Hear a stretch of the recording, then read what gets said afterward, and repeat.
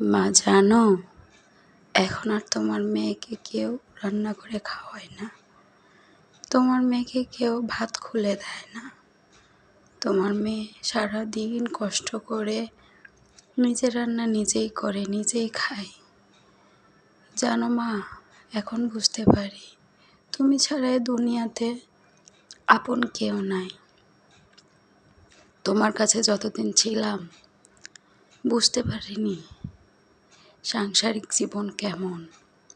আজ বুঝতে পারি মা, যখন বাচ্চাদের পড়াইতে যাই তখন খুব ভালো লাগে। আসার পর যখন সংসারের কাজগুলো করতে হয় তখন বুঝতে পারি মায়ের অভাবটা। মা, তুমি এক গ্লাস পানিও ঢেলে খেতে দাওনি, সব সময় আগলে রেখেছ। জানো মা, এখন দূরে থাকি তোমার কথা খুব মনে পড়ে। যখন তুমি স্কুল থেকে কলেজ থেকে আসতাম তুমি থালাতে ভাত রেডি করে রাখতে। আজ আর কেউ রাখে না মা, নিজের কাজ নিজেই করতে হয়।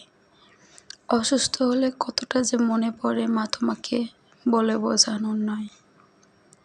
তোমাকে খুব মিস করি মা। এটা হচ্ছে একটা মেয়ের গল্প। মেয়েটি আমাকে কমেন্টে পাঠাইছে এটা আপনাদের সাথে শেয়ার করার জন্য। প্লিজ আমার ভিডিওটি শেয়ার করে দিবেন।